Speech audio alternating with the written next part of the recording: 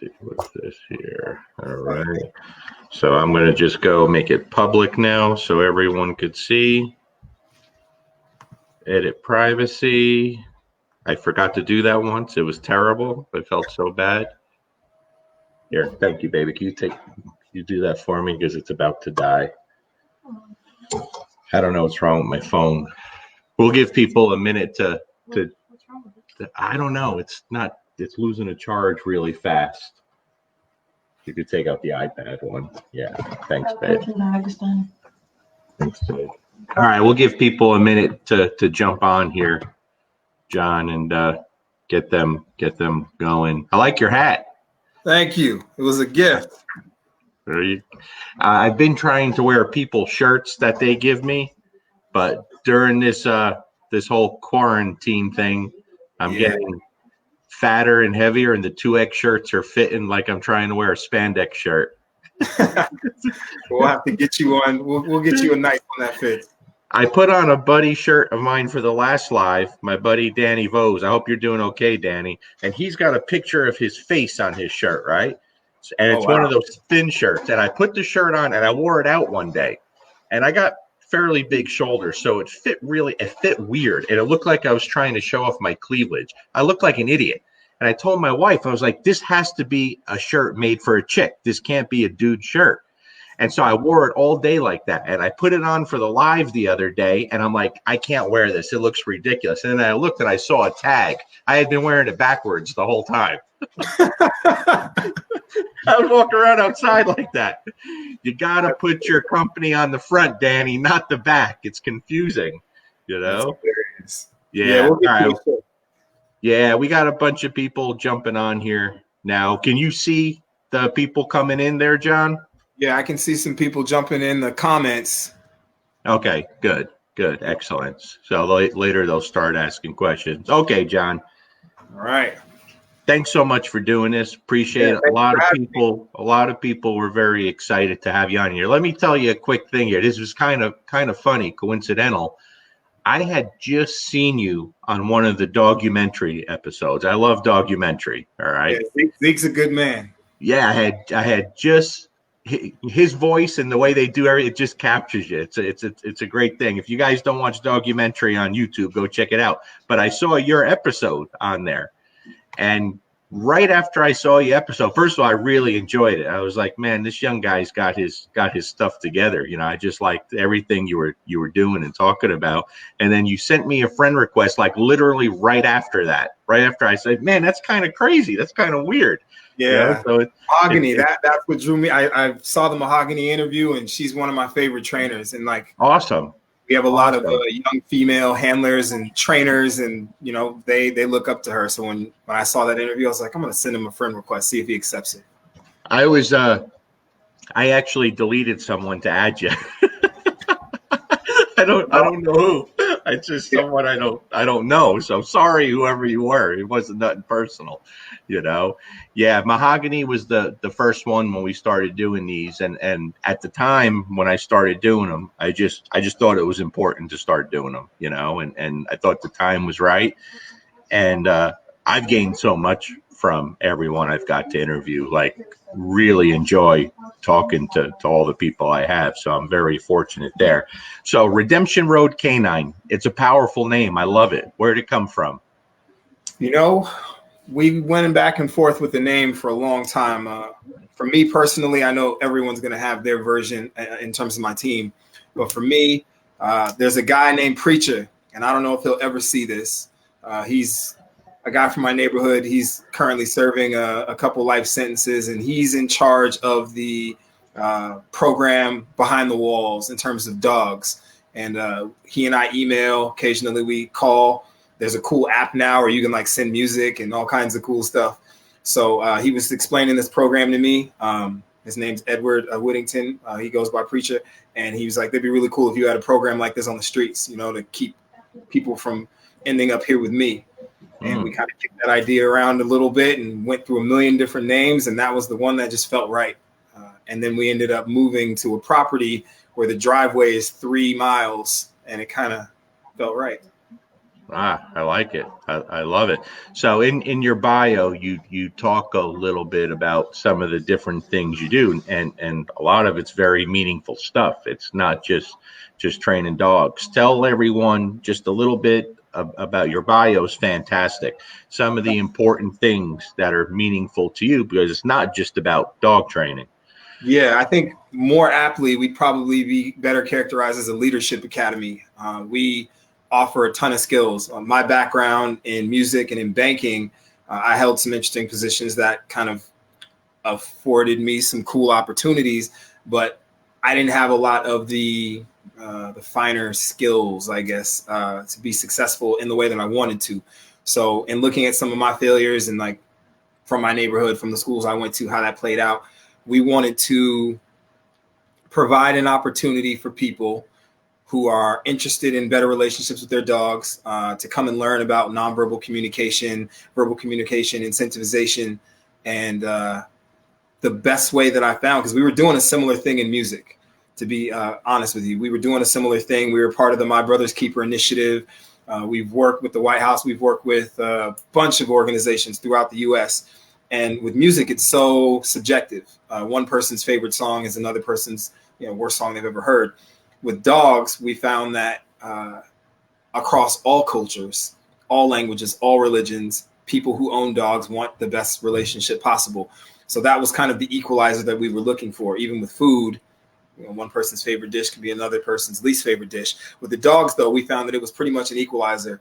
And when I started my listening tour in terms of apprenticeships and meeting people, I found that man, woman, black, white, Jewish, Muslim, people with dogs could come together and for that limited amount of time be in the same place and coexist. So we really kind of decided to transition away from music and not necessarily even intentionally, but just kind of refocus on the dogs. And we were able to, we have some really talented people that we work with, people who hold really high positions in other parts of the world and other industries. And they were able to bring their expertise, doctors, vet techs, nurses, consultants, programmers. So we have an interesting mix of people, and we were able to put together a program that we thought would allow people to come in, learn how to communicate with their dogs, learn nonverbal communication, incentivization, and be able to take those skills and apply them in their actual lives professionally. So our first 4 clients were all kind of like business professionals who enjoyed the experience and then told other business professionals who then came. And now it's kind of like a weird pseudo business school, I guess. That's amazing, man. That you kind of just blew my mind. I love that because it's so different. And you talk about music and banking, right? Yeah. 2 completely different things. I did an interview with Martin Wright. He's got a music background. Dave Croyer has a music background. I find that so mind-blowing. First of all, what kind of music, and how do you go from music and banking and one day just wake up and say, I'm going to get into dogs now too? Like, how's that transition? It wasn't a very smooth transition. I've been in music. I won a contest when I was in middle school. Some of the people watching this will remember that. I won a contest where it was a songwriting contest where K-Swiss sponsored it, and every single person affiliated with the school. That means janitors, lunch ladies, all the teachers, all the students, all got 2 pairs of shoes, 2 shirts, and a hat. And K-Swiss gave me like a pretty decent budget to shoot a professional music video. No kidding. Yeah, it was really cool. So that was kind of my introduction. And the middle school that I went to had some amazing writers. Maggie Everett, Sue Inez. I mean, I grew up around Sue Inez was one of the major songwriters for the band Heart. I'm pretty sure she's in the Rock and Roll Hall of Fame now. So wow. these were my teachers who were like guiding us through this. And when you think about Seattle and even just the schools that I went to, you have Quincy Jones, you have Kenny G, you have Macklemore, there's just a lot of talent that's come from the schools that I went to, even in terms of visual arts, with Noah Davis, who passed away recently, was listed as one of the 30 most influential painters of the 21st century. And he died at 35 years old. Wow. Last year. So a really creative group of people got into the music business that way. And the the way it kind of went with the dogs is I was traveling and really struggling being on the road. And the people around me were like, yeah, you should definitely see a therapist, respectfully. So I did. And the therapist said, you should get a service dog. And I didn't grow up with dogs. I actually didn't really like dogs. I got attacked by a couple German Shepherds. Some of you guys will remember that middle school. I missed a couple months. I got attacked by some German Shepherds. And I remember having to go to court and the judge asking me, you know, do you think these dogs should be put down? I'm like, that's a lot of weight for a middle schooler. I was like, I don't know. Wow. I think they just need training. And then I kind of stepped away and I never wanted to deal with dogs again. And when this woman suggested that I get a service dog, in my mind, I was like, well, I'm going to get bit and I'm going to have to clean up poop. It sounds terrible. So for years, she was trying to convince me to get a dog. And then she was like, you know, you should go check out Service Dogs for America. And there's going to be some veterans that are doing this particular thing. So I went to the veterans meetup and it was all of these like military law enforcement guys with these dogs that were like scaling buildings and picking things up and bringing them back and like barking at people. I remember seeing the object guard for the first time. This guy dropped his backpack, told the dog to guard and left. And everyone's like messing around, but the dog it was amazing. I'd never seen anything like that. So that was kind of you know, on the fence about that. And then a person very close to me was like really into dogs. She kind of grew up with dogs and worked as a groomer and pulled me aside one time. I think we were on the road, I'm pretty sure. She was just like, yeah, you should get a dog. Trust me on this. So then I tried to get a dog, kind of went through Service Dogs for America and was trying to go about getting the dog. Interestingly enough, at that time, I couldn't find anyone to sell me a dog. All of the breeders that I reached out to, one of them was actually very honest. She said, my understanding and experience is that Blacks and Latinos fight dogs. I'm not going to sell you a dog. I'm sorry. And that kind of was like, whoa, didn't know that was a thing. So what ended up happening is a dear friend of my family, she's a nurse named Lee, actually bought the dog for me and then sold the dog back to me. I'm pretty sure I paid her back, but there's a high probability she only charged me $1 for the dog. Oh, wow. I can't remember exactly. But she bought my first German Shepherd, Lazarus, and I partnered with the professional trainer. Service Dogs for America and other organizations have different programs where you buy a ready-made dog, you join a handler owner kind of program with you partner with a professional trainer for 18 months and you do a couple sessions per week and then you have homework. And I did that program because it's like 80% cheaper. So I partnered with this trainer, really talented service dog trainer. I don't work with her anymore, but she's amazing. And she allowed me to, like, she helped me train my dog and then kind of took me under her wing as an apprentice. So for, I want to say 2 years, I followed her everywhere.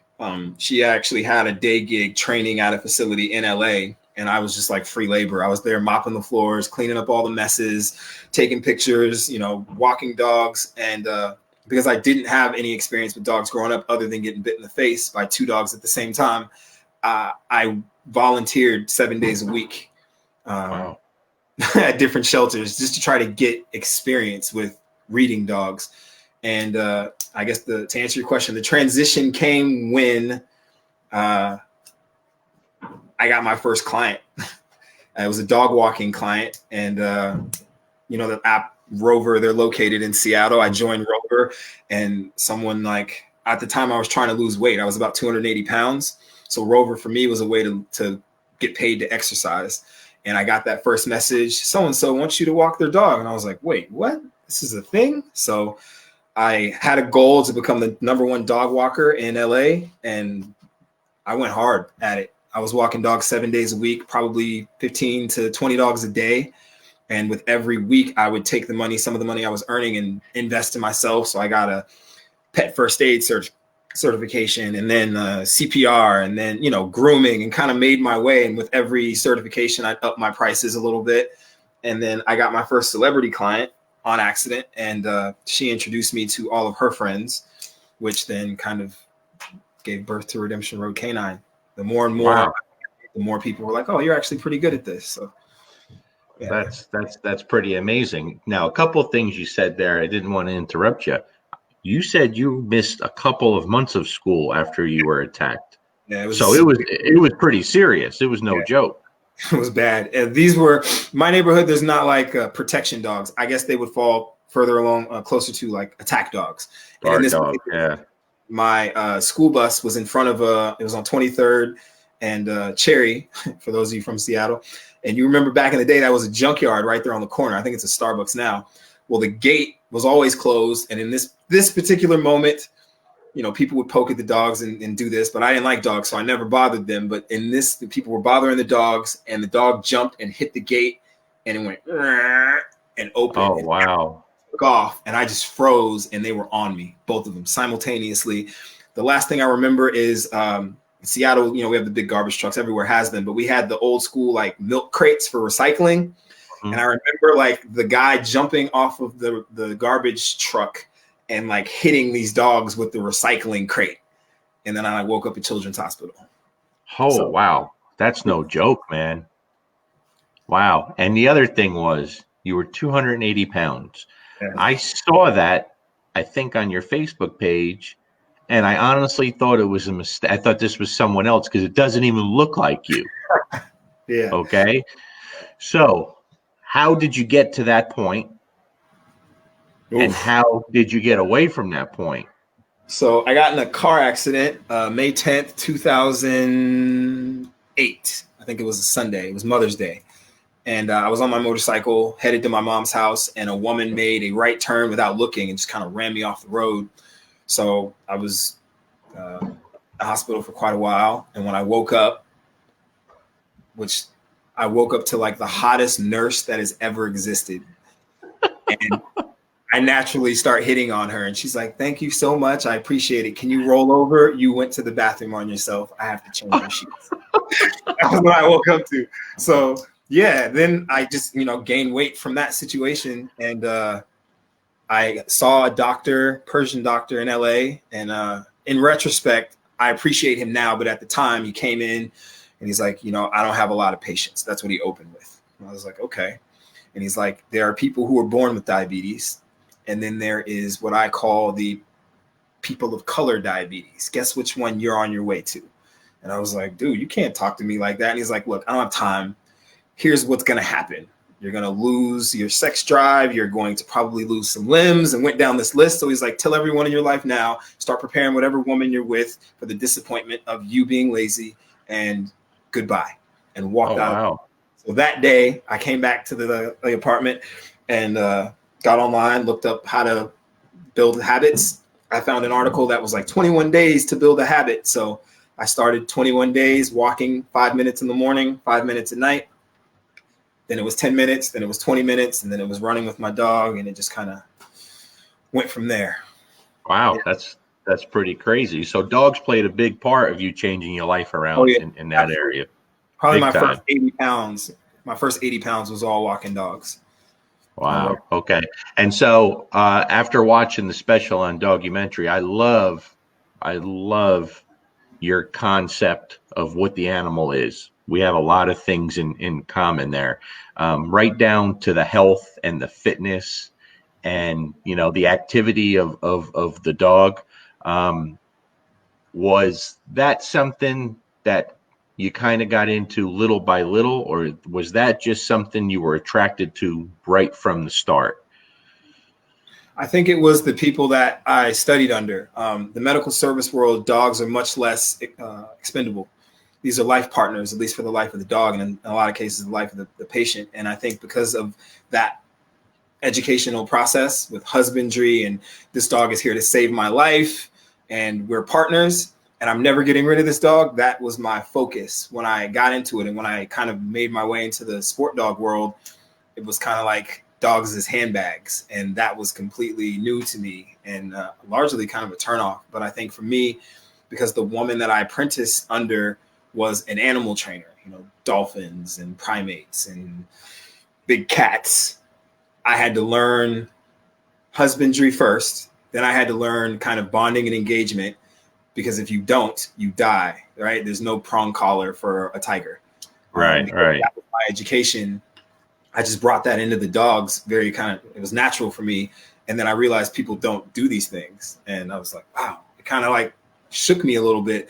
So then I stepped out of the protection world. And I remember a lot of the people tuning into this know me from the medical service world.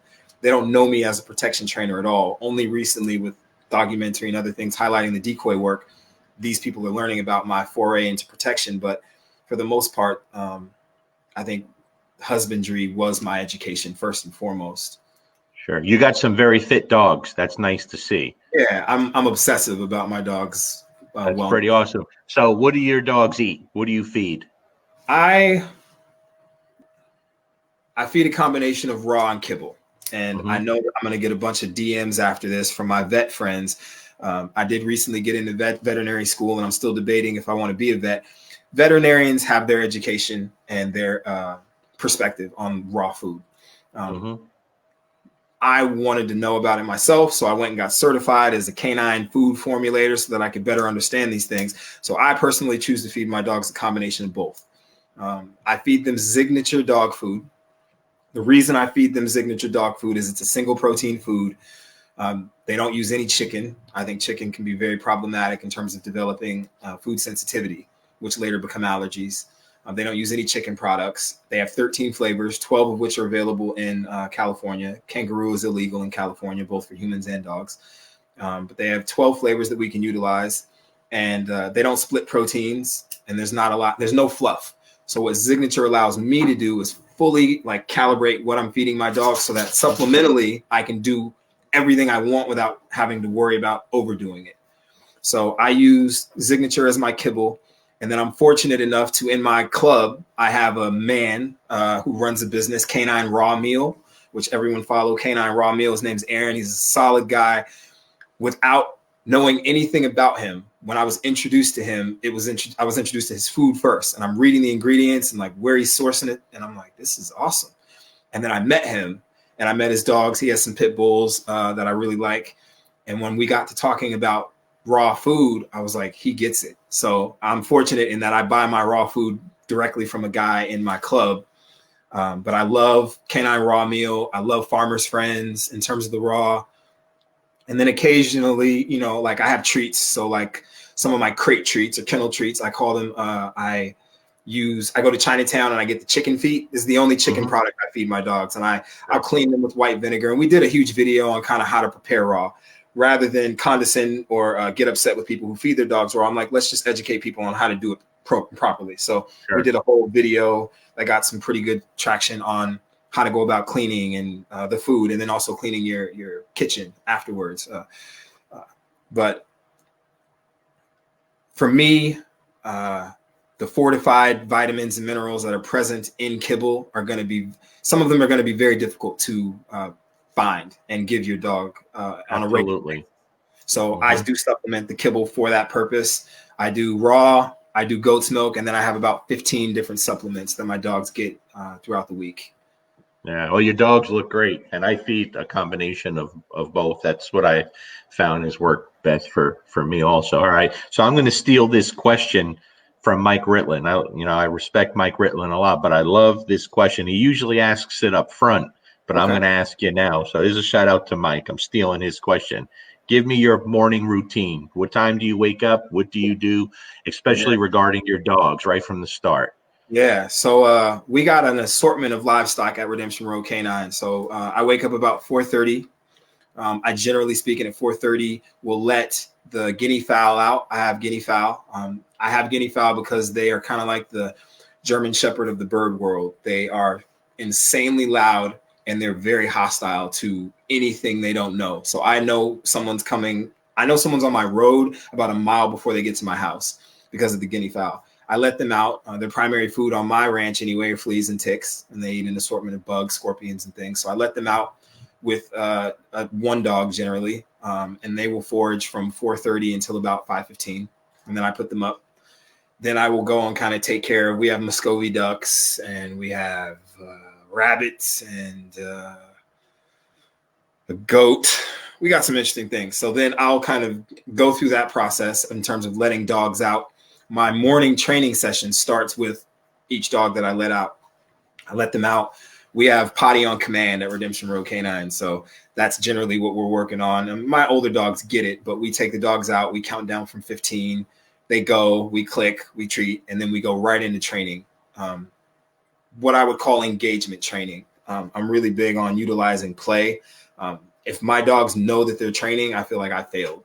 I want them to be able to train with me. I love that. I love that. Very nice. So we'll start with play, and like I can teach some pretty cool things with the tug in terms of targeting and that. So we'll start with some play and ball on a string, and then from there we'll go into something more formal because I know I suffer from training confirmation bias, where I will pick things that I'm good at or things that I like training, and the dog will end up kind of lopsided in terms of its skills. I have a jar of popsicle sticks with all of the commands that we prioritize. And that morning, before I let the dogs out, I'll pick out a popsicle stick. So let's say it's long down or retrieval or whatever it is, stand.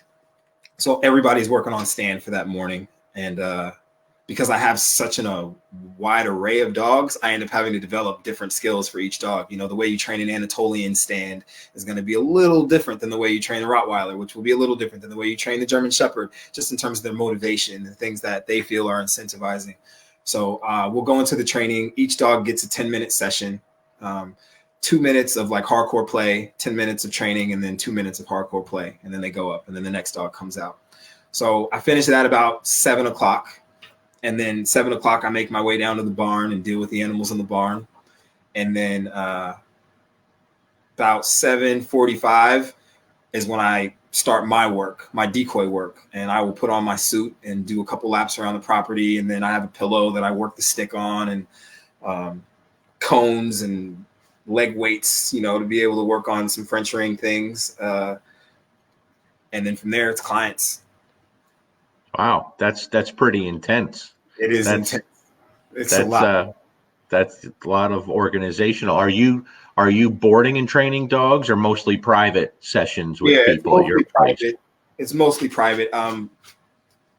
There are a few like law enforcement guys who come through with dogs that they can't leave other places. So one of my police officers, his dog is pretty sharp, and like Halloween, he's like, you know, I probably can't have him here with kids running around with demon mask on. I'm like, all right. And he brings his dog over, and his dog crashes for a night, that kind of thing. But we don't have any. I'm reluctant to go into full-fledged boarding because of, I think our main value add is in teaching people how to teach their dogs. Yeah. So we do have some situations with people with disabilities and things like that who can't, you know, come to the ranch. And because it is an actual ranch, you know, the wheelchair thing can be very problematic. And we have a few clients who are in wheelchairs. So those situations are special. But for the most part, I want you there with your dog, learning with me and the dog. So, gotcha. And if I remember correctly, you have a nice combination of dogs. I know you got the Anatolian. I got two Anatolians. Two. You have. I'm a big fan of Anatolians. I love the breed. I have for a long time. You have the Rottweiler, right? I have a Rottweiler. Yeah, Itai. He's about a year. The Rottweiler is not my favorite breed, but I'm learning a lot. I originally got him, and he was actually sold already before I got him. And then the powers that be at the ranch were like, "No, we love him. He's staying." So. And what led you to the Anatolians? I was actually, this is going to sound crazy. I was studying the book of Job with my rabbi, and the Anatolians mentioned in the book of Job, and I'd never even heard of this dog. Now, wait a second. Stop right there. You said with your rabbi. Yes. So you're Jewish. Yes. Hi, Mom. See, you just keep throwing all kinds of stuff my way. Yeah. Like I love this. You just never know. You know what I mean? That's so interesting. It's just absolute. I love it. That's just crazy. All right, continue. Sorry, I didn't want to let you go too long. And the Kangol is the dog that Job had after God had scorned him, and he was traveling the countryside. And I was like, really? And I've been joking with everybody that my goal is to become a shepherd one day and move to Morocco. So I began reading on the dog, and I'm like, this is amazing. This dog is like 12 to 14 years, no real health issues.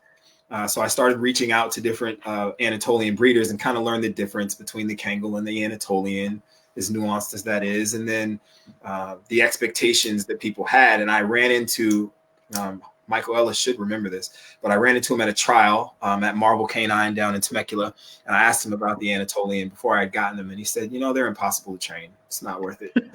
And that made me, I was like, I'm definitely getting the dog now. I want to see. So I got Attilius, and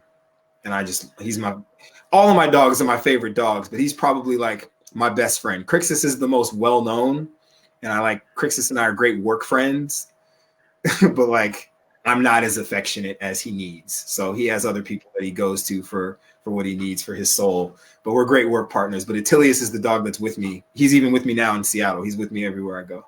Oh, really? That's yeah. I was a big fan of the breed long time ago, and I used to study up on him a little, and I learned, and I received a call from a woman. This is going back 13 years ago. And she asked me if I knew what a Kangal was. And I told her, yeah. And I talked about the breed a lot. And she said, okay, I'm coming to drop 2 off with you. It was a mama and her 7-month-old son. The mama had already killed a bunch of dogs. Yeah. And her son, the 7-month-old, had already killed her pit bull. And that was my first introduction to training. And it was incredible because it was mind-blowing different. It's very different. So the attitude on the Anatolian that you get this dog and just kind of leave it and then hope that genetics kick in is so dangerous. And I think the biggest criticism I get online isn't even from the protection world. It's from the Kangal world. Really? Kangal knows agility. His obedience is crazy. He's got like 8 titles. I just got his hips and everything certified, but they think I've ruined the breed. How can you have him in the house with you? How can you teach him obedience? Like, why is he chasing after balls? I mean, some of the things these guys write online is insane. I can see that. I could see that. Gotten me blacklisted with some breeders, but I found a really cool woman. Her name's Cheryl. She's up in Oregon, Shepherd's Rest, and she has some very quality Anatolians. And I got my newest Anatolian, Xerxes. She's Brindle, beautiful dog. She's 25 weeks, 26 weeks, and she's like 75 pounds. She's a big girl. I told people, when people here in the States talk about their pit bulls and their Rottweilers and all the power breeds, I said, you don't understand. It's a whole different world when you have one of those dogs, especially the heavier Kangal type, big boned. 175 pound. It's like having a lion at the end of the leash. It is. But he's very gentle. He's never been trained on men. I know that was a weird rumor that was circulating that there's a woman who was vying to be president of the Anatolian Association who was spreading this very weird rumor that I was training Anatolians to attack people. And I thought about reaching out to her. I got Malinois and German Shepherds that'll for real bite you. I don't need an Anatolian for that purpose. Like I got 10 acres. I need him to do that work, the guardianship. Yeah. So he's never been trained on any sleeves, but I do buy raw furs of the things that are in my area locally, and he's definitely trained on those. They take their job very serious, and it's just an unbelievably impressive animal, And I tell people, you just have no idea. It's different. It's very different. So you're very big on the relationship, as am I, John. You try to use the least amount of force and punishment in training. I'm with you. I'm with you on that. What makes that so important to you? Is that something from day one that you believed? And going back to the people you worked with animals, I was going to ask you this earlier, and we kind of got away from it. Why do you think, like, we see these incredible people out there that do work with animals that where if you make a mistake, you're dead, right? Mm-hmm. They can kill you. They're not using prong collars. They're not using e-collars. And I use tools, I use food. I do everything.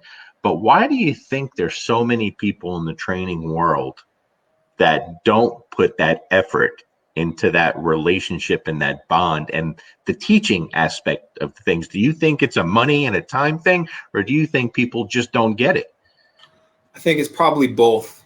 I think both sides not being able to coexist with each other and speak is a huge part of it. And I think Ken Ramirez. I don't know if you're familiar with Ken Ramirez. He's the director of the Karen Pryor Academy.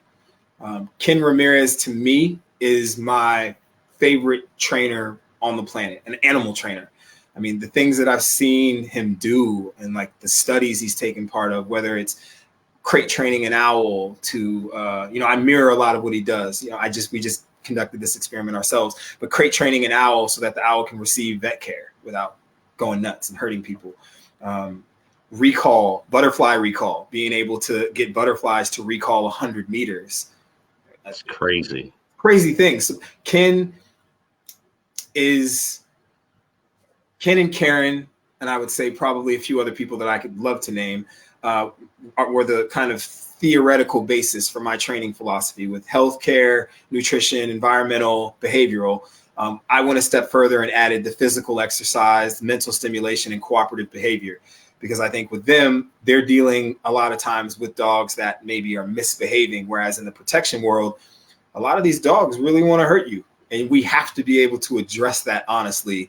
Sure. The difference between a poorly behaved pet and a trained in terms of the fight, right? A dog that's motivated to inflict pain. I think these are very different dogs.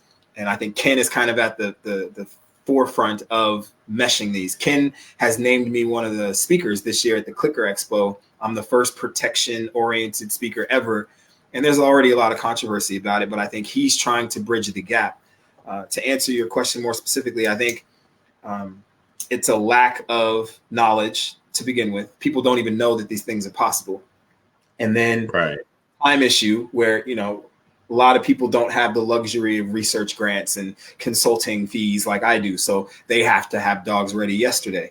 And when you need dogs ready yesterday, you end up having to skip steps and it all kind of snowballs. I think it's possible though. And that's the only reason that I went and became a certified decoy was I was trying to figure out how do I gain enough leverage in this business to be able to dictate at least my working conditions. And there are a few certified decoys in LA and they're good. They're all great. But if you're going to work with me, we're not going to do any of that until it's absolutely needed. And I haven't approached law enforcement or some of the more old school protection guys like, you need to be doing these things. I just show them. Crixus is a good dog. He's fixed. He has no man parts. And the people. Well, what things are you referring to, John? You talking about the use of pressure and punishment quickly in the training? I think I had someone yesterday that I don't work with him personally, but I was watching and he had a prong collar on a 20-week-old dog. And I asked him, do you think it's possible to teach the dog leash pressure without a prong? And he said, no. And I'm like,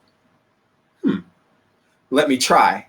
That's crazy. I tell him. So I took the leash off the prong collar, put it on the collar, added a little pressure. The dog took a step towards me. I clicked and treated. We did that for about 10 minutes. And now the dog is following me around on the leash perfectly. And I think because I'm coming from a background of fighting, like I was a boxer and I practiced Krav Maga and these kinds of things. The day I stepped into the gym, it wasn't like my coach punched me in the face and was like, welcome to boxing. Exactly. So for me, knowing that I need this dog to be a skilled combatant that I'm sending out into the world, I'm volunteering for fights. It's not like the dog is signing up for these fights. I'm volunteering him. I need to make sure I've given him the proper perspective, the skills, and the confidence to be able to endure that fight. So, I think more people are stepping up and changing. I'm doing a seminar, just a police canine seminar in March. A lot of teams just e-collar because a lot of people want to change from the old ways of just hammer. And I was so impressed by that. I was kind of shocked and I was hesitant to agree to do it. But I'm like, guys, teaching just a seminar and e-collar stuff, it's pretty dry and there has to be more to it. But what they said was, listen, you got all these handlers out there using e-collars, have no idea how to use them properly. It's just all punishment. I said, okay, all right, I get it. We'll do it. We'll make it happen. Who's your favorite fighter of all time? Oh, that's hard. And he's probably not going to be happy. Probably my father. My father was a fighter, but I would probably say I like Floyd Mayweather in terms of just fighting. all of his shenanigans, I don't care that much for. But in terms of technical proficiency, I don't know if we've ever seen that level of proficiency mechanically from a boxer. It's hard because it's Marvin Hagler's been my idol since I'm 7 years old. Marvin's a beast. 1979, when he first fought Vito Antuofermo before he had the championship, I was done. That's still my idol till today. Yeah. As far as the greatest that I think there's ever been, I'd have to go with Sugar Ray Robinson. I think the guy had everything, done everything. He was a great fighter. If I'm picking I guess my favorite, the best fighter to me would be Floyd Mayweather. My favorite fighter in terms of his like fight expression would probably be Mike Tyson. That level of intensity and just the like psychological devastation that would take place in those fights. Like guys didn't recover from those fights emotionally, and even just the dear friend pointed out that he would play these binaural beats before he came out that would like hurt your eardrums and affect you partly. Like he was just me and my dad started watching Tyson when he was 3-0. We saw his fourth fight. I'm a huge boxing guy. Just about every fighter he ever fought up until Holyfield was done before they stepped in the ring. Right. Done. It was such a mental game. And no matter how confident everybody was when it came to fight night, you saw it. They were done. You look at Michael Spinks. Michael Spinks was world champion, great fighter. He was done before the first bell went off. He was scared to death. On his walk out. You could see it on his walk out. He was second guessing. And I think that's what we try to do with my dog club is we are training that. I'm fortunate. I was just going to say, now I understand the discipline in your regimen every day. Yeah. Because that's what, pretty much all styles of fighting, all martial arts, boxing, everything, and instills that in people, especially young people. So now I get it where it comes with the dog stuff. I totally understand it. Where do you think you need improvement as a trainer? I think that's a lot. How long we got? I can improve on everything. I'm not an expert, and I don't try to portray myself as an expert. I recently had a guy named James, military veteran, come to me with a Corso, and I've caught a few Corsos, but I was very honest with him. I don't know much about this breed. Give me some time, and I did my research, and I talked to everybody in the Corso world that would talk to me, and went all the way back to the Roman days and worked my way forward to get an idea of how do you actually work this dog. And I think he had a dog that the breeder had told him to bring back, and he trusted me enough to let me work his dog. And I think he has one of the best Corsos in LA now. She doesn't at all behave like a Corso, but I haven't tried to make her a bad Malinois. So I think I'm pretty much average in everything. What I think my skill is I'm a great researcher, and I guess I kind of handpick my clients, people who are willing to go on the journey with me and figure it out. And James and his wife, Tina, have been great. There's another military veteran named John Schaefer, a trainer in LA told him that his DDR German Shepherd was weak and that wouldn't be suitable for protection work. And he came to me and I'm like, well, let's see. The dog's like 4 months old. Let's see. They may have jumped the gun. John Schaefer's on here commenting right now, too. John Schaefer's a good man. Let me tell you something there, young fella. I'm not very technically skilled, but if I could remove that question I asked you and your answer, I don't think it gets any better than that. And that truly shows your character. So you didn't know too much about a Corso. You didn't bullshit the guy and just take your ability, because obviously you have, and go out there. You had to wait so you could learn more about the breed before you touched it. Yeah. That's unbelievable. That is absolutely unbelievable. That's fantastic. I wish more people had that kind of attitude when it comes to this industry, period. That says a lot. I mean, that really sends a lot. Good on you. Don't ever change. Don't. The last thing I want to do is overstate my abilities. And I know that there are people who feel a particular way about me. I think I can be kind of a polarizing figure because I don't actually need anyone's cosign because of coming from music and coming from banking. And then the consulting gigs I have in the dog world, I have the luxury of being able to say no whenever I want to say no. And I think that has alienated some people in that. Well, here's the thing, John. If you're doing something good, you're going to get that. You're going to ruffle feathers. You're going to have those people. I think one of the most valuable things you could have in this business, or I guess maybe any business, and I have it also, is the ability to turn people away. And that is a very, very powerful tool that we have on our side, because I don't want to work with someone that's going to be a pain in the ass and not want to commit to what I need, because I'm not God's gift to dog training. I need the people on my side, because that's where the real magic's going to happen. Not for me. I could only do so much. I was going to ask you, what do you think you're best at? But I think I can answer it for you. And you answered it all in that question. That's pretty fantastic. I'm going to have to try to record that. Okay. You're a music guy. Who's your favorite musician of all time? Well, I think music actually prepared me for the dog world, because knowing that I'm not an expert, knowing that there are people who have areas of expertise that I don't, music, my job was to put together all of the best ingredients possible to make the best possible song. That was my job. So I had to put the right engineer with the right writers with the right vocalists, the right vocalists with the right musicians in terms of instrumentation. So when I came into the dog world, I didn't look at it like I needed to be a one-stop shop in terms of having all the information myself. Sure. And coming from banking, agile organizations, information is free-flowing. The dog world, people like hoard it and they want to die with it and they don't want you to know, but that wasn't my background. So I came into the dog world and treated it just like the music world. I found all the best trainers that I had access to, and I asked if I could work for them or with them. And some of them said yes, some of them said no. And even now, the way we build dogs is a lot like the way you would produce an album. I work with Syke from South Bay Malinois, who, in my opinion, should be mentioned in every conversation about top protection trainers in the world. I've caught Jerry Bradshaw's dog and worked with him, Sean Siggins, OJ Knighton, Juan Mendoza, Oscar Moore, Christian Gomez, Michael Ellis. I mean, name it, I've caught their dogs, right? I've worked with these guys. Lou Williams from Black Mass Canine. I think Syke, in terms of the way he builds a puppy, I haven't seen anything like that anywhere in the world. And I've been to 21 countries in the last 7 years doing dog stuff, and I haven't seen anybody be able to build puppies the way that he does.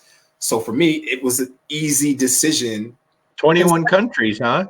It's a lot. Like we've been all over the world, and it's been cool. For me, it was an easy decision to say, okay, Syke is the best at building puppies. This is who I'm working with, and I think he's expanded his skill set. He's now great at a ton of things, but when you see his dogs work, for me, and I know it's a preferential thing, his dogs fight the way Mike Tyson fights. So for me, I saw that. I'm like, all right, this is where I'm building my puppies. And is he doing something different than a lot of people are doing? Yeah, I think he bonds with his dogs first and foremost. Like Syke and I couldn't be further away from each other in terms of our training philosophy. He thinks I'm soft on dogs, and he's 100% accurate. I'm soft on dogs. I'm a very sensitive guy, but he takes care of his dogs in terms of the healthcare, the nutrition, his engagement, the behavioral, the physical, everything he does is in that regard is on par with what I do. So it was an easy decision for me to do that. But no one has ever said, you say whatever you want about his dogs, and his signature dog, Mongol, for me, it's frustrating because I see people with these t-shirts on that shut up and show me your dog. His dog is at this point today, 4 years old, and has literally done everything a personal protection dog can do. He's gone up against Chip Johnson. I don't know if you know Chip. Chip is a pretty heavy-handed dude. We got a video of Chip Johnson banging Mongol on the prong collar on the bite, and the dog didn't come off the bite. We got the dog scaling a building to go get a bite. And I think what Syke does is he bonds with his dogs, but because he's a fighter, I think he understands combat, and he's able to put that into his dogs in a meaningful way so that they're not just going through the motions. Yeah, I'm going to run out, face attack, bite you. His dogs want to dominate you spiritually. And that's what I want my protection dogs. They're in control. They all do, what they're supposed to do. But when they bite you as a decoy on the other end of the leash, and having caught everybody's dogs, I hadn't seen anybody's dogs that were wanting to devastate me psychologically and emotionally in that way.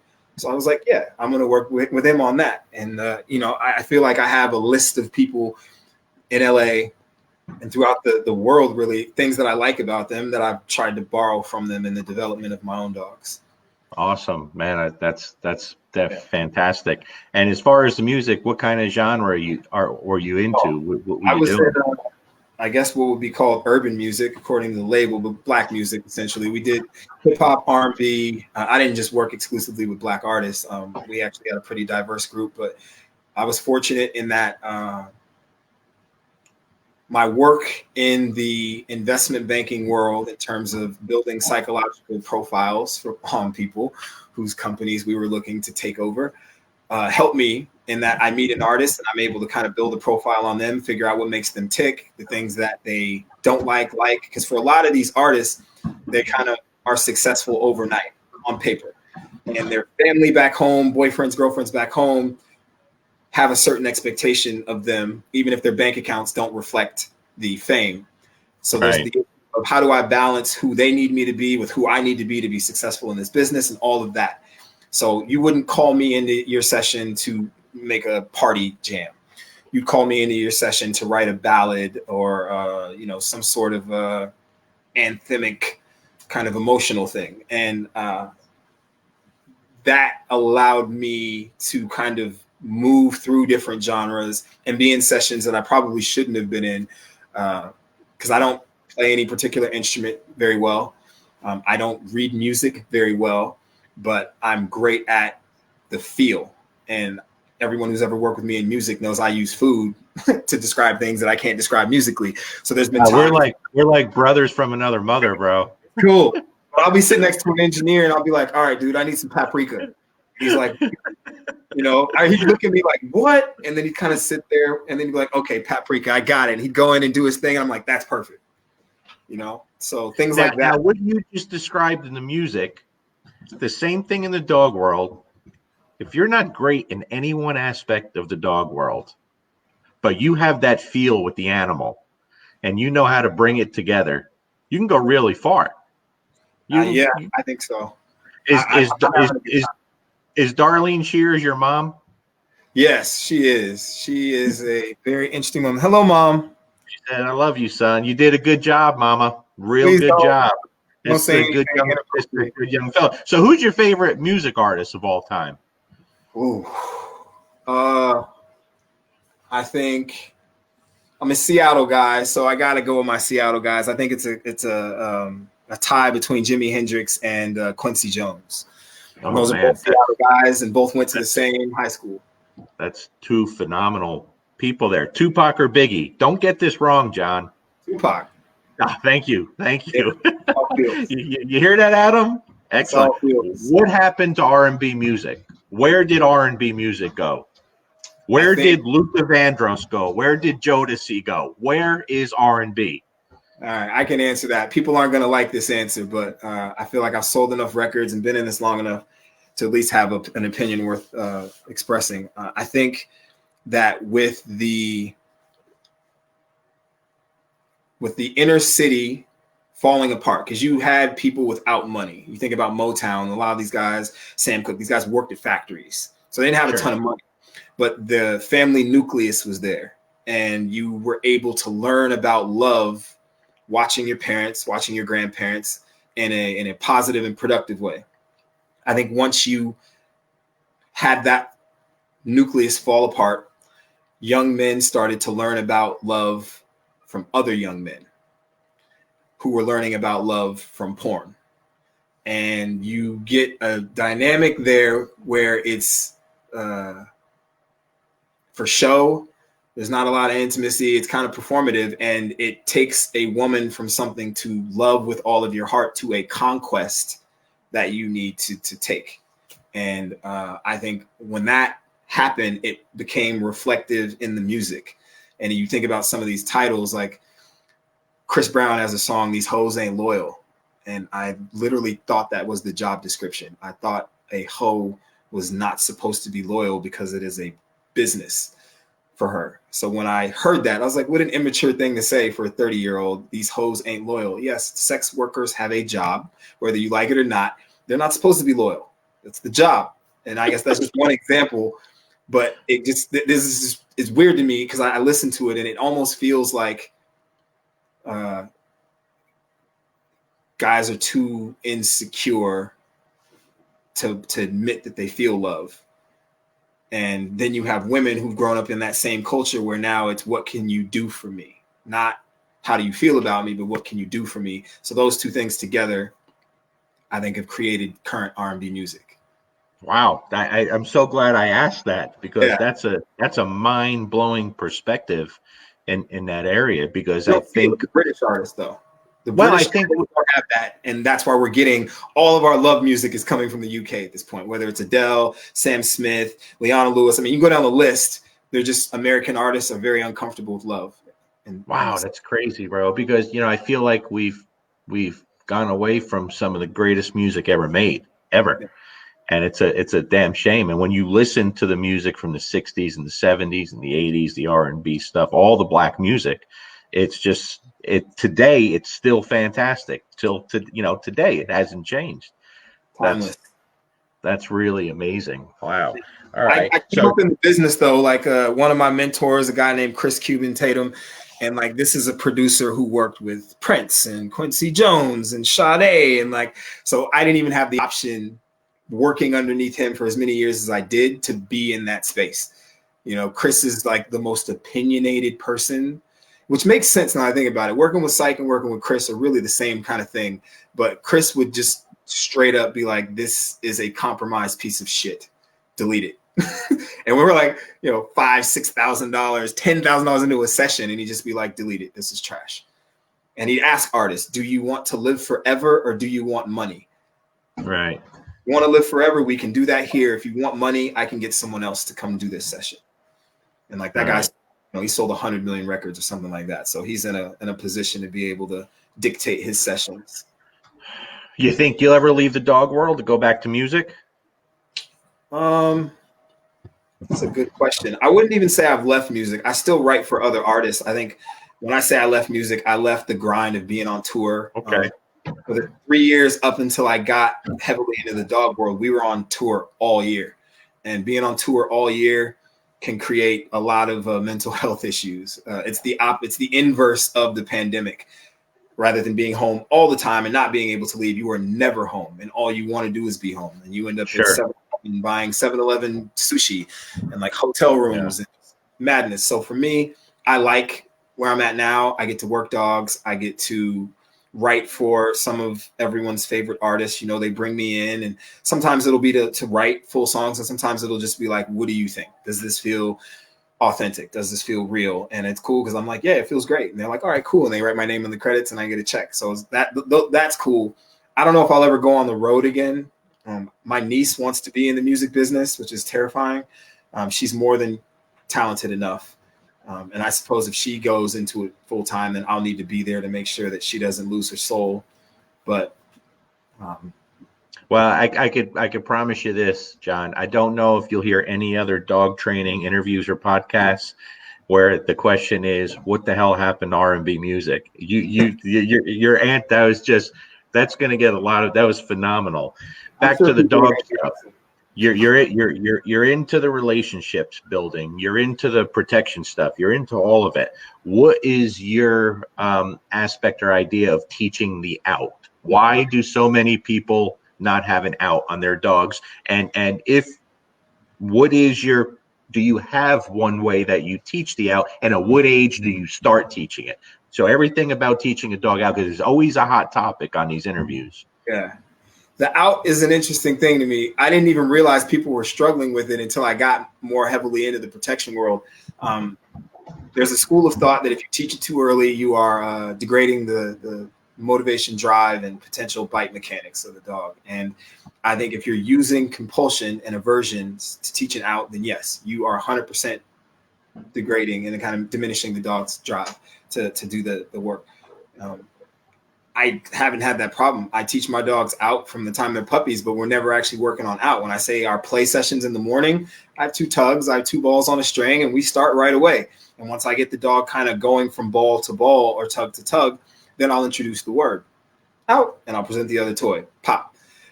So I think it starts with the relationship. It all starts with the relationship. If you've bonded with your dog to a sufficient point, then the dog wants to engage you and wants to be around you, wants to do whatever it is you're doing. So when I call my dogs off of a bite, out, unless it's an out guard, but out, they want to get back to me as quickly as possible to come play. And I start that as a puppy. And, you know, I know there are people who feel however they feel about my dogs. They will bite you and they will out. And it's going to be the same intensity, if not more than anything you see anywhere else. So I usually, and I understand with trainers, people watch YouTube and they want their protection dog done yesterday. So they show up with that kind of angst. And then that becomes the trainer's pressure to kind of skip steps. And you skip steps in the relationship development, you skip steps in bite mechanics, you skip steps, and then you get to the out, and now you're fighting the out. I think if it's a partnership and your dog trusts you and there's clear, concise communication, the out is as easy as sit. Because if my dog wants to be with me and I say out, my dog's like, oh, yes, I get to go be with dad. And he's, you know, I haven't had too many issues with outs.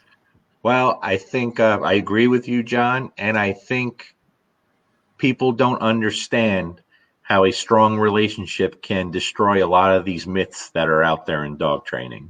And that's what's missing from so many places. You know what I mean? But that's, again, great answer. So you got a lot going on. You're doing great. You're very successful. I know people are going to absolutely love this conversation. You ever doubt yourself? You ever get down on yourself? Every day. I mean, there are trainers that I admire that I love to work with, people I've emailed 100 times. I have no problem harassing someone if I believe they possess knowledge that I need, you know, showing up to offices and that kind of thing. But there are trainers that when I got to LA, because I guess I was naive, I didn't really understand working dog culture. I got this picture of all of the top Black trainers in LA together at one time. And I just felt so inspired. I'm like, yo, but none of these guys talk in real life now. And all I wanted to do was bring everyone together. And I tried my best and it failed miserably. And then I realized that because I can be opinionated and because I don't have a problem voicing my opinion, that I may have alienated some people early on. There's no one who can say I stole a client from them. There's no one who can say that, you know, I badmouth their dogs. I don't say things like, you know, your dog is shit. I'm not into that kind of thing. But for other people who I think I've seen be unnecessarily hard on dogs or hard on the people in their clubs, I don't like that. And I remember the first true dog club I went to. I'm not going to say who it is, but I went to this and I'm watching, and this 18-year-old kid shows up. He'd spent every dime he had on this Malinois and walks into this training facility. And the person, so I'm not even going to say the gender, because if I say the gender, everyone's going to know who it is. The person, this kid walks in with his dog, and you could just see his excitement. This is this is a real thing for him. Walks in, and this person was like, "That's not a fucking Malinois." And I just watched this kid's face, life drain from him. And it was a whole conversation, KNPV versus AKC, and that's a mutt. And I just kind of sat there like, this is the most ridiculous thing I've ever heard. And I literally got my dog and left. And I doubt myself about that sometimes, in terms of like, should I be doing more to establish relationships with some of the trainers in LA? I think the culture right now is absolutely toxic. And I think the idea that this information is somehow like proprietary or like top secret and we need to hoard it is just goofy to me. Even the idea that like, if I big up this trainer, then I'm taking business away from myself. Like, this is a $75 billion industry. And crazy. You're one person. You can't be everywhere at once. So even if you were the best trainer in LA and you worked from 4 a.m. until 1 a.m. the next morning, 55-minute sessions all day, that still leaves 16 million people. Yeah, you can't. Listen, like, I send clients to trainers all over the country every single day. I want everyone to do. We can't get to all the dogs that are out there. I've never been hurt by giving stuff away for free. Never. It's never hurt me. Tyler has a good question. He says, is there ever an instance where there's too much bond or relationship with dog and handler? Would that be separation anxiety, or is that a different issue? That's a very great question, Tyler. So in my experience, and I know behavior modificationists and all these kinds of things, these are hot words right now. I think of all of the people I know in LA who use this title, I know maybe 3 people who are true behavior modificationists. I think separation anxiety is triggered by many things and can be exasperated by, I guess, over bonding. But I think not so much over bonding, is just bonding without proper context. I'm not someone who has a problem with my dog getting on the bed. It's my dog and it's my bed. And I've kind of pride myself on not being the type of trainer that's going to tell you, you need to be doing this. And I think that's why I get the clients I get, is because the last thing a Harvard lawyer who owns a private plane wants is condescension from a dog trainer. Absolutely. So I don't do that. My dogs get to come on my bed when I invite them. And I think that contextualization will help, so that it's not we're sharing this space, it's I'm allowing you into my space. And if you get down into studying canine species, you kind of see that cohabitation is a very limited phenomenon. Like when an alpha wolf is interested in company, then company is invited. But you don't see, and I work at wolf sanctuaries with these, you don't generally see just a wolf willy-nilly walking up and laying next to the alpha. So if you're the alpha of your pack and you're dealing with that dynamic, and don't get me wrong, I am not someone who believes that dogs are pack animals. I think they're pack adjacent, and I think they have a ton of pack related expression, but they don't hunt together and they don't take care of their sick and young. So beyond a certain age. So I don't think they're true pack animals in that regard. But to answer your question, I think without proper context, there is a type of over bonding that can happen. But to give you an example, my Anatolian didn't eat out of a bowl until he was 8 months old. Every single meal that he ate came from my hands. That was because Anatolians tend to be pretty independent. They don't generally feel as though they need humans. And I wanted him to at least know that proximity to me has its rewards. So I think if you're dealing with something like separation anxiety, you want to be very mindful and not get pulled into these kind of taglines and hot words like behavior modification. If they are behavior modificationists, ask them for references. They should have someone that they studied underneath.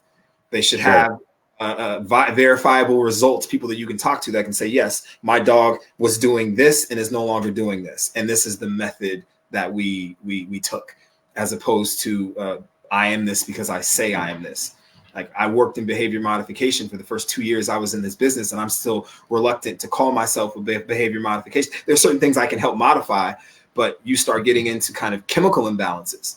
The nurse Lee that I mentioned earlier, who bought Lazarus initially, her dog Alpine had gotten a hold of, it was a reservation dog living under a trailer and ate trash for the first couple of years of its life, and had some chemical imbalances.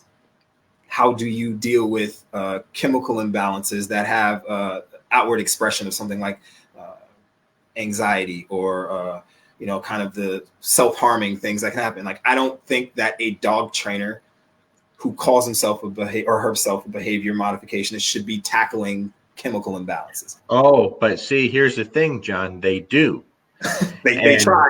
And what I found out is what people go to when they don't know how to do anything else is punishment. Punishment. Okay, because the definition of punishment, it's going to stop the behavior. And so I've asked a question often of many people, because I'm not a guy that thinks you could punish a lot of these things out of a dog. Never have been. And I get some shit from that, and I say, if punishment works to stop any behavior, I said, why would anyone need a dog trainer? No one would have to ever call a dog trainer. And my question is, because I'm working with several dogs right now, you can't punish the bad behavior out of them. It's not going to work. No. And what does punishment become when it doesn't work? Where it gets harder and firmer and it doesn't work, and it gets harder and harder and it doesn't work. At what line does it become abuse? Yeah, people don't like to hear that. So it's not so black and white. Punishing a dog for getting in your garbage can a voluntary behavior that they can control is very different from punishing a dog with a mindset issue, something it can't control. You know, that mindset has to be changed.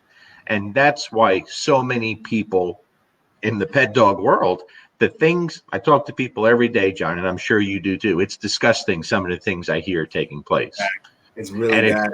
It's very hard to keep some of the stuff to myself. It really is. It's very disturbing. And I think a lot of it people wouldn't believe. I really do. It's there's so many things I've learned being in this dog world. I mean, I'm not going to say any names, but I know a vet who leads people to believe that when they come to get their dogs euthanized, that their dogs are actually being euthanized. He never actually gives them the second shot. He sells these dogs to pharmaceutical companies. I know him personally, piece of shit. And I hope he's watching this. But it's tough because you're right. If you don't understand canine learning theory, you will not be effective in the utilization of punishment. If you even were to anthropomorphize in that way and say humans who have perfect context still go out and commit crimes, still speed, still eat fast food, and we have perfect context and we still do the wrong thing. A dog that is not a human without proper context, like doing the wrong things, is maybe less offensive. So for me, when my dog gets in the trash can, all my dog highlighted was that I got caught slipping. I need to make the adjustment and give the dog context and have a trash can that he can't get into, because what he's doing is exercising a very reasonably and biologically sound behavior. I smell food in this thing. I am going in this thing. Sure. It's like super reasonable. But when it's like, and I think it comes from the Keeler method, that any kind, and I don't mean to harp on the Keeler method. I understand it was effective for the time, but people who view non-compliance as disrespect tend to be some of the worst dog handlers and trainers, because everything the dog does is an excuse to kick the dog's ass. And like, I'm notorious. I'll leave a training session. If you're doing that to your dog, I'm out. And it could be mid. I'm out of there. Yeah, no, I totally, I totally get it. And you turning out dogs that are scared to make mistakes. Yeah. And where I embrace, I love the mistakes. Go ahead, buddy, make all the mistakes you want. The dog's going to learn from that. And people aren't taking advantage of that. You know what I mean? And so I show it. That reaction that the dog gives me, that's everything for the client, for the people. They see how the dog responds to you, the person. That means everything. That's why they're going to go out of their way to come see you. You know, I ask all the time, why would you go this far to come here? Like, there's good trainers much closer to you. And it's always the same thing. I see how you treat the animal. I see how the dog responds to you. It matters to people, you know, and as an industry, we're failing there. What's your proudest moment in the industry? Ooh. My proudest moment so far, I mean, we've had some pretty cool accomplishments with America's Top Dog and some of the other things we've done. But my proudest moment personally, knowing that I'm a medical service dog trainer first, was being able to train my mom's medical service dog. That was really cool. You know, my mom was diagnosed with cancer and she is not a dog person at all. And I kind of made this decision unilaterally. My brother has a red heeler. So I knew that my mom had been around this red heeler for a while. She's terrified of every dog that isn't her heeler or my Anatolian. But I went and got a dog that I knew that she was familiar with. I bought her a red heeler and brought it to her and set it on her lap. And she was furious. Not only she talked to me for the first week, she had the dog. And then I started the training, and now, you know, her dog is great. We'll go get her medication and make sure she's okay, and blocking and deep compression therapy. And she brings the dog everywhere, and it's awesome. So that to me is my proudest moment so far. Awesome. We've had a ton of really cool moments though. Good deal. I bet you have. I think you're going to have a ton of more cool moments too. You could train a dog. Mongols is Psych from South Bay Malinois dog, and I remember seeing the dog work for the first time, and I really thought the dog was a solid dog, and I remember telling him this is $1 million dog. So watching that dog go from this kind of urban legend that wouldn't out to a first class, world class protection dog with, you know, titles in PSA, and you know, we're going to be doing some APPDA, and like seeing the evolution both with him and the dog has been probably my second best accomplishment. Well, after this tonight, there'll be a couple thousand people going over to look him up and check out his dog. Please do. He's a solid. Like I just don't. I can't imagine a scenario where he isn't included in the top protection dog trainers, even if I'm not, because I don't know if I am at this point. I think I'm good at what I'm good at, and when I'm not good at it, I go find people good at it. But it's just hard for me to, I don't know if it's a racial bias or what, because the training yard is in Compton. I'm not sure what it is exactly, but as the guy on the other end of the bite, I haven't yet seen anything to match that. Well, I could tell you this, John, from all the interviews I've done with black trainers, men and women, the response that I've got, especially privately, has been very eye-opening to me, because so many people were so blown away and surprised, because everyone has their stereotypes, So when you see someone like yourself or any of the other trainers of color I talked about, and they say something that you don't expect, everyone puts everyone in the same category, always. And big part why I wanted to start doing these discussions was I've been fortunate enough the way I grew up where I never faced that. I had, I was very blessed to be with all kinds of people from day one, and black people played a big part of my life, and I'm very grateful for it. I'm good at a lot of things because of a lot of the people I grew up with, you know what I mean? And so to see how many people out there haven't had that opportunity. And when I moved to Kentucky, I saw that, in Kentucky, everyone thought you either white, black, or Mexican. They didn't know there was anything else.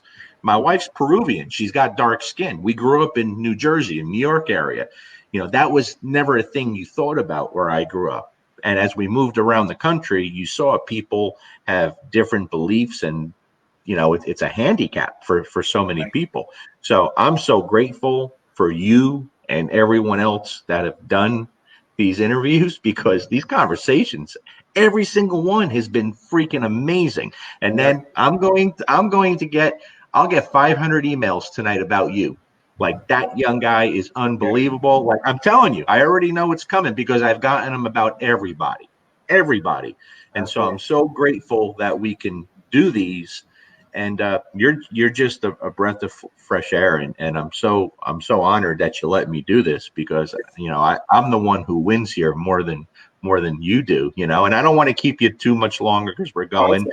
We're just hanging. So I just if you could train a dog for anyone in history, dead or alive, who would it be? Mike Tyson. There's no hesitation. I love it. You hear that, Mike? If you need a dog, reach out to me. You hear that, Mike? Yeah. I'll drive you to him, Mike. Come on now. We'll have a good time. Mike Tyson, because I think he would appreciate, like knowing his mind for fighting, and even why he came out of retirement. I know a lot of people think it's about money. Mike's probably making $400,000 a month on his cannabis operation, so it has nothing to do with money. It's absolutely. And let me tell you, I don't know if you noticed this, what your take was on the fight with Roy Jones. And Roy's one of my all-time favorite fighters too. But what I saw in that fight, I think Mike had a really hard time holding back. Yes. I think it was very hard for him. Yes. And Roy had a hard time holding on for dear life to stay alive.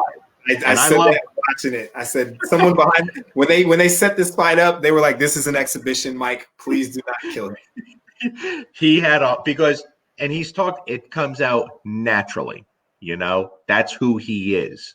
He is born to be a fighter, and as soon as he gets in that atmosphere, he can't turn that off. I think he turned it off towards the end of the career when he started going downhill. But I think he's such a different person now and so much healthier mentally, that this was a little boost, and he got a flavor of it again, and it was hard for him to hold back. There's no doubt about it. It was a cool fight, though.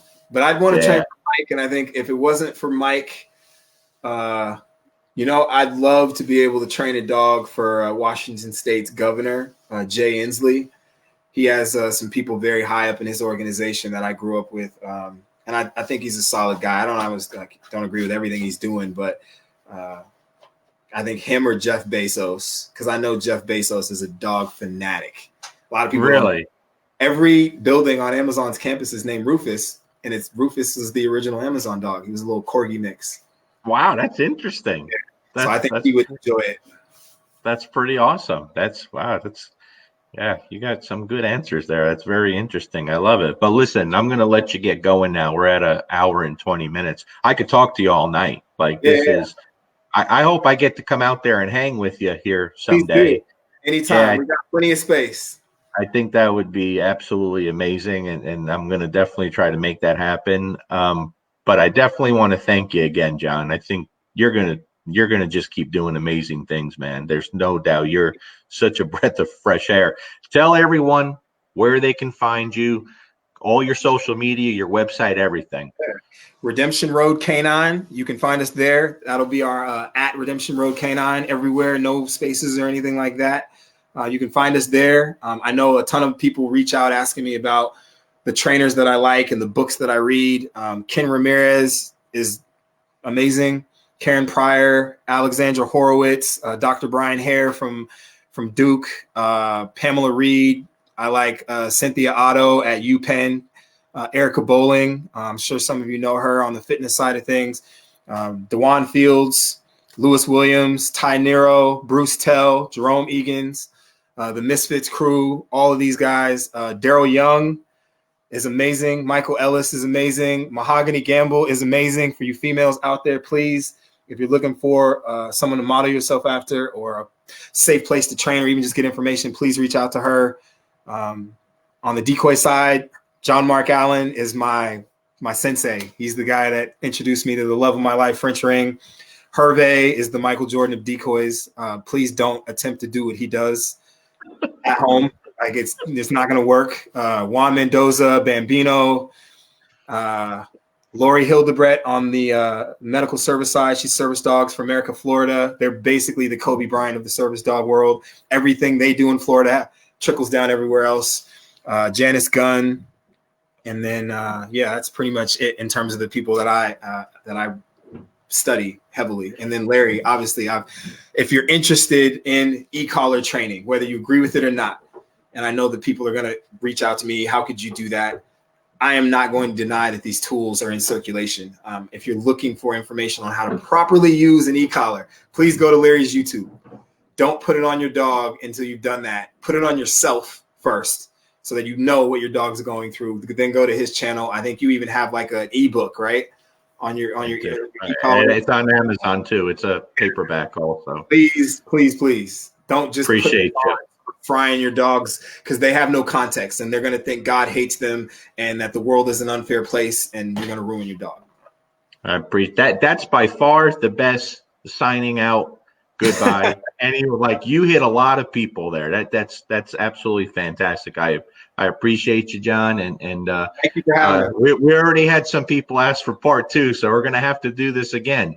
That's awesome. But I want you to have a great Christmas, Happy New Year, all that great stuff. Hanukkah, you're Jewish, so I don't know Hanukkah, Christmas. Hanukkah just ended, but we'll have good holidays. But listen, one last question, and then we're signing off. Right. Kobe or LeBron? Kobe. You're the best, John. Love you, brother. Kobe. All right. Thank you for having me. Man. See you, John. Bye.